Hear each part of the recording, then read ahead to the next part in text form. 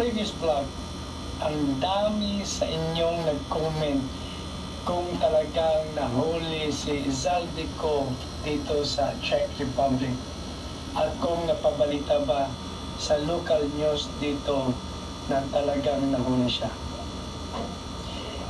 Personally, wala akong alam.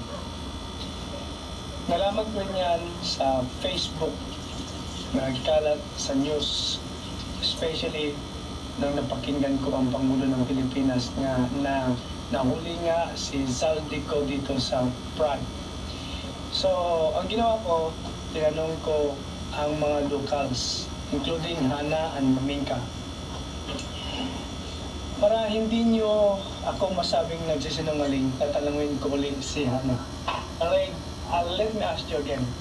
Have you ever heard a Filipino, a politicians in the Philippines, being apprehended here in the Czech Republic while he was entering in the Czech Republic, in the border of the Czech Republic in Germany, something like that?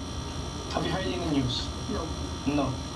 We also asked Maminka if she knows anything about that, because Maminka, she reads news every single day in the morning and watches news afternoon and night.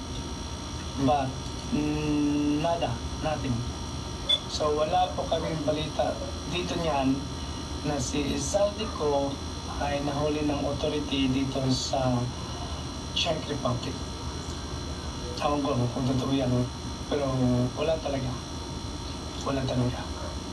So anyway, mas nauna kayo dyan balita sa Pilipinas dahil lumalabas lang yan sa feed code dito sa Facebook, from Philippines Facebook.